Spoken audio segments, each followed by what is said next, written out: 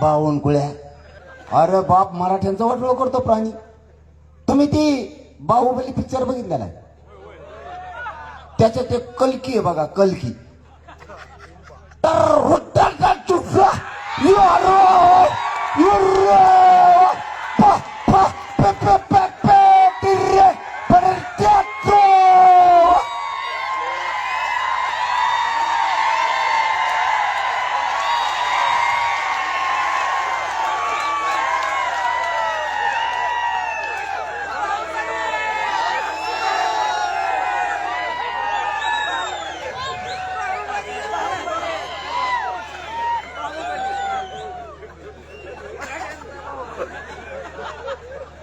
सोपं नाही बा बावनकुळ्या. तो लय अन्याय केलाय मराठ्यावर, माझ्या लेकरावर वरती 2-2.5 करोड मराठा आरक्षणात घातलाय. आता उगा अंतिम टप्प्यात थोड राहिले. मी ते आत्ता जिरितो. 52 कुळे येऊन दे, नाही तर 56 कुळे येऊन दे, नाही तर 19 कुळे येऊन दे, कोणी येऊन दे. तुम्ही त्याची काळजी नका करू.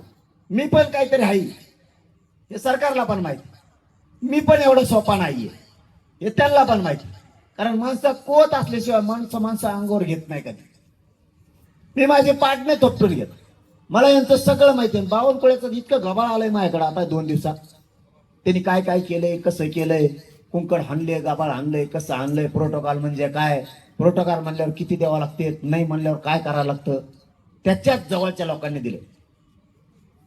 त्याचेच लोक येतात जवळचे. चंद्रपूरच्या लोकांनी दिले, नागपूरच्या दिले, मुंबईतल्या दिले.